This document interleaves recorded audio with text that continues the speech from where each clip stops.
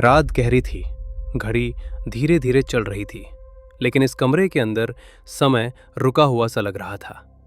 एक कमरा जहां कोई खिड़कियां नहीं थी, कोई रोशनी नहीं थी, लेकिन फिर भी लोग यहां आखिरी बार सब कुछ देख सकते थे, क्योंकि यहां से कोई और बाहर नहीं आता था।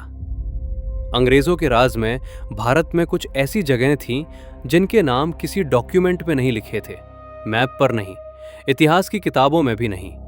ये जगहें एक ही मकसद से बनाई गई थीं, चुपचाप लोगों को खत्म करना। आज की कहानी उसी जगह के बारे में है।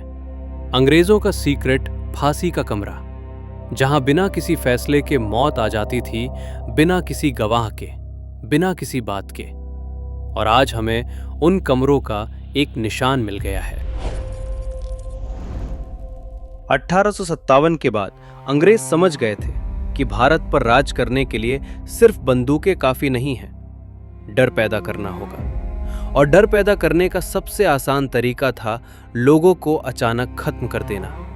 जो क्रांतिकारी थे, जो खबरें देते थे, जो सवाल पूछते थे, जो सिर नहीं झुकाते थे, उन्हें अब जेल नहीं भेजा जाता था, क्योंकि जेल का मतलब था कि लोग देखेंगे, बातें करेंगे, कहानियां फैलेंगी। और अंग्रेजों को कहानियां नहीं चाहिए थी, उन्हें शांति चाहिए थी।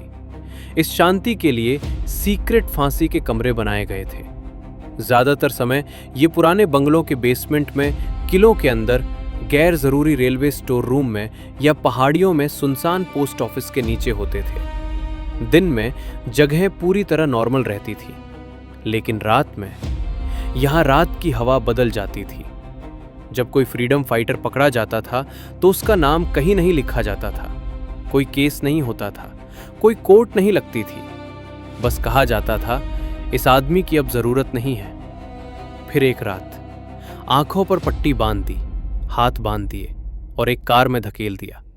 उसे पता नहीं था वो कहां जा रहा है। कार एक ऐसी जगह जहां आसपास कोई गांव नहीं था, कोई रोशनी नहीं, बस एक पुराना दरवाजा। जब आप दरवाजा खोलते तो एक बदबू आती थी, लोहे की बदबू, पसीने की बदबू, और एक ऐसी बदबू जिसे लोग समझ सकते थे, यहां कुछ गड़बड़ है। कमरे में घुसते ही सबसे पहले आपको जो चीज दिखेगी, फर्श पर दाग, सूखे नहीं, पूरी तरह काले। ये दाग असल में खून के थे। कमरे के बीच में एक लकड़ी का फ्रेम था, एक रस्सी लटकी हुई थी, लेकिन कोई फांसी का तख्ता नहीं था, क्योंकि यहां किसी को भी सबके सामने फांसी नहीं दी जाती थी। यहां मौत जल्दी होती थी, चुपचाप। कई बार कैदी फांसी पर चढ़ने से पहले बेहोश हो जाता था, डर से, दम घुटने से, लेकिन रस्सी नहीं रुकती थी। अंग्रेज अफसर इस कमरे में कभी अकेले नहीं होते थे। वे जानते थे इस जगह का एक खास चार्ज था। कहा जाता है कि एक ब्रिटिश जेल सुपरिटेंडेंट ने एक बार लिखा था, जब मैं इस कमरे में जाता हूं तो मेरा सीना भारी लगता है, जैसे दीवारें हमारी हर बात सुन रही हों। इस सीक्रेट फांसी के कमरे की सबसे डरावनी बात यह थी, यहां मौत का कोई तय समय नहीं था। रात के 12 बजे, सुबह के 2 बजे, कभी कभी सुबह के 4 बजे, जब पूरा शहर सो रहा था, क्योंकि अंग्रेज नहीं चाहते थे कि किसी को पता चले। फांसी के बाद बॉडी कभी परिवार को नहीं दी जाती थी। कभी कभी उसे पास के जंगल में दफना दिया जाता था, कभी कभी उसे नदी में बहा दिया जाता था। इस वजह से कोई सबूत नहीं बचा, सिर्फ एक नाम, जिसे धीरे धीरे सब भूल गए। लेकिन सब कुछ नहीं भुलाया गया। आज भी कई पुराने किलों या बंगलों में रात में रस्सियों के रगड़ने की आवाज सुनी जा सकती है। आज भी कुछ जगहों पर अचानक लाइट चली जाती है, दरवाजे अपने आप बंद हो जाते हैं। स्थानीय लोग कहते हैं वहां जाने पर सांस लेना मुश्किल हो जाता है, क्योंकि उन कमरों में सिर्फ इंसानी लाशें नहीं थी, उन्होंने आखिरी चीखें भी ली, आखिरी डर, आखिरी प्रार्थना।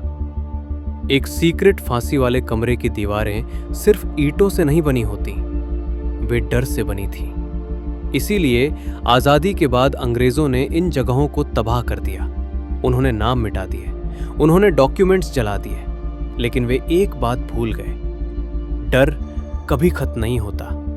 ये उस जगह की हवा में रहता है। अगर आप आज किसी पुराने ब्रिटिश किले में जाएं और एक ऐसा दरवाजा देखें जो हमेशा बंद रहता है, जिसके पीछे कोई नहीं जाना चाहता, तो हो सकता है कि आप ठीक उसी जगह के सामने खड़े हों जहां एक दिन किसी ने अपनी आखिरी सांस ली। इतिहास कहता है अंग्रेज चले गए, लेकिन वे सीक्रेट फांसी की जगह आज भी ये सवाल पूछती हैं, आजादी की कीमत क्या थी? और उस सवाल का जवाब आज इस देश की मिट्टी में दबा हुआ है।